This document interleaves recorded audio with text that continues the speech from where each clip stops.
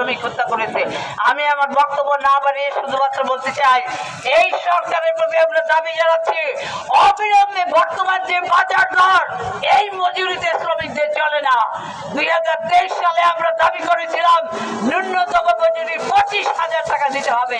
সেইখানে শেখ হাসিনা আজ শ্রমিকের উপর গুলি চালিয়ে 4 জন শ্রমিক ভাইকে আমাদের হত্যা করেছে।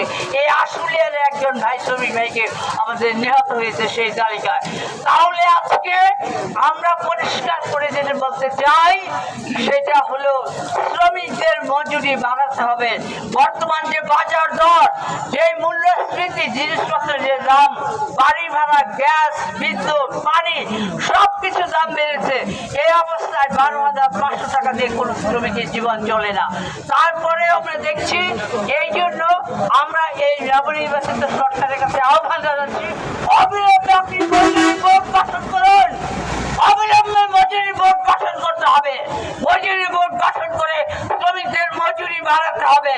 এটা যদি না করা হয়, আমরা আন্দোলনের জঙ্গি পথ বেছে নিতে বাধ্য হব। বাংলাদেশের প্রত্যেকটা শিল্প এলাকার শ্রমিকরা রাজপথে নেমে আসবে তাদের দাবি আদায়ের জন্য, মজুরি বৃদ্ধির জন্য। সেই আহ্বান শ্রমিকদের উপর রাখছি। বন্ধুগণ, আমি আমার সবশেষ কথাটা বলতে চাই, যে শ্রম আইন হয়েছে তাতে হচ্ছে মালিকরা অনেক খুশি। আমি একজন সাংবাদিককে বলেছি, মালিকরা যখন খুব খুশি হয় তখন ধরে নেবেন শ্রমিকরা পরাজিত হয়েছে। কারণ শ্রমিকরা পরাজিত হয়েছে বলেই, শ্রমিকদেরকে আজকে দমন করতে পেরেছে বলেই, এখন তাদের পক্ষে আইনি সুরক্ষা দিতে পারে না বলেই আজকে মালিকরা খুশি হয়েছে। আইনের ধারাগুলি ধরে ধরে আমরা বলতে পারবো, এখন সেই সময় নয়। আমি শুধু বলতে চাই, আবারও বলতে চাই, এতদিন যা হবে বিভিন্ন সরকার 40 বছরের বেশি হয়ে গেছে গার্মেন্টস ইন্ডাস্ট্রি, সেখানে এই শ্রমিকদের উপর শোষণ নির্যাতন চলেছে। এখন বর্তমান সরকার আসছে, বর্তমান সরকার অবিলম্বে শ্রমিকদের দুঃখ কষ্ট দূর করবে।